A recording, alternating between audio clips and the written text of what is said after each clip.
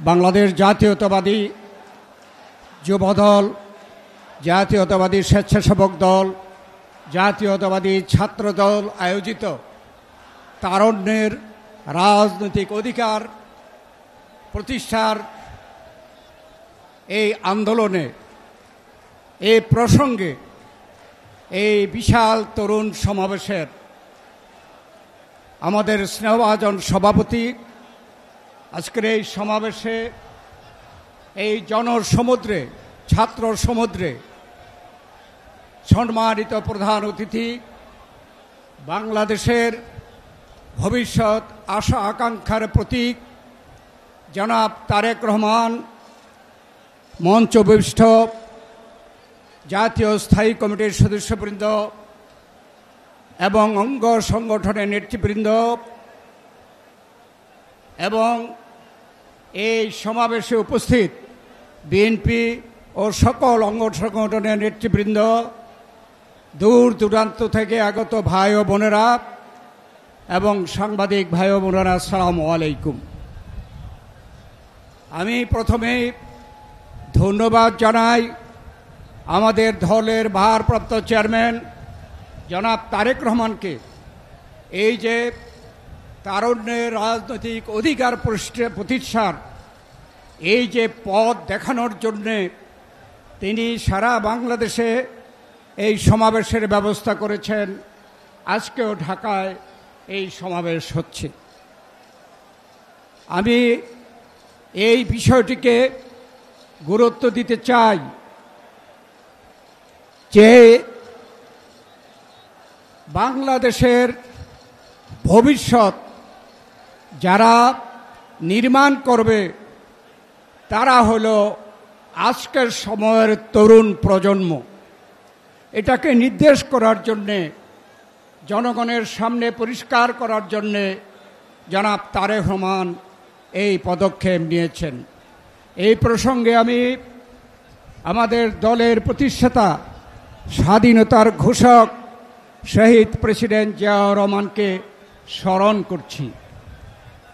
তিনি যখন এই জাতীয়তাবাদী যুবদল, ছাত্রদল, স্বেচ্ছাসেবক দল তিনি সংগঠিত করেন, আমি তখন তার সেই জাতীয়তাবাদী দলের কমিটিতে প্রথম ছাত্র বিষয়ক সম্পাদক হিসাবে প্রায় সব সমাবেশে আমি উপস্থিত ছিলাম।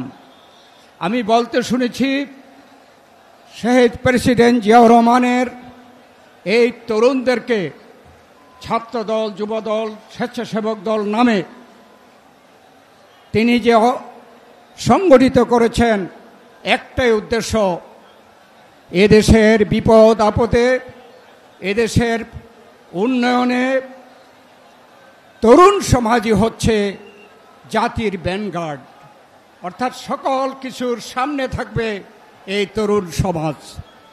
শহীদ প্রেসিডেন্ট জিয়াউর রহমানের যে উদ্দেশ্য ছিল, আজকে আমরা দেখতে পাচ্ছি ভবিষ্যৎ এই বাংলাদেশের কর্ণধার তারেক রহমানও ঠিক একইভাবে চিন্তা করছেন। তাই আজকে আমরা বাংলাদেশের যে বর্তমান রাজনৈতিক প্রেক্ষাপট, এ বিষয়ে আমাদের এই তরুণ সমাজকে, তাদেরকে সাবধান হয়ে, অগ্রসর হয়ে যথাযথ ভূমিকা রাখার জন্য এই দিনে আমরা তরুণ সমাজের কাছে আবেদন জানাই। আজকে বাংলাদেশের কি অবস্থা? আমরা গত 15 বছর সেই সময়ের যে স্বৈরাচারী ফ্যাসিস্ট সরকার ছিল তার বিরুদ্ধে আন্দোলন করতে গিয়ে আমাদের নেত্রী, দেশনেত্রী বেগম খালেদা জিয়া বিনা কারণে তিনি একটি মিথ্যা মামলায় শাস্তিপ্রাপ্ত হয়ে জেলে গিয়েছেন, অসুস্থ হয়েছেন। আমাদের ভারপ্রাপ্ত চেয়ারম্যান তারেক রহমান বানোয়াট মামলায় শাস্তিপ্রাপ্ত হয়ে বিদেশে থাকতে বাধ্য হচ্ছেন। আমাদের সিনিয়র নেতাদের থেকে শুরু করে আমাদের তৃণমূল নেতা পর্যন্ত এমন কেউ নাই যারা মামলার আসামি ছিলেন না, যারা জেল খাটেন নাই, নির্যাতিত হন নাই। এবং আমরা দাবি করতে চাই, আমাদের সেই 15 বছরের আন্দোলনের চূড়ান্ত পর্যায়ে 2024-এ যে ছাত্র গণ অভ্যুত্থান হয়েছে, তারই চূড়ান্ত এই অবস্থা। এবং সেই ছাত্র গণ অভ্যুত্থানে স্বৈরাচারের পতন হয়েছে। তারা স্বেচ্ছায় দেশ থেকে পালিয়ে গেছে। আজকে যে সরকার প্রতিষ্ঠিত, এই সরকারি সেই আন্দোলনের ফসল।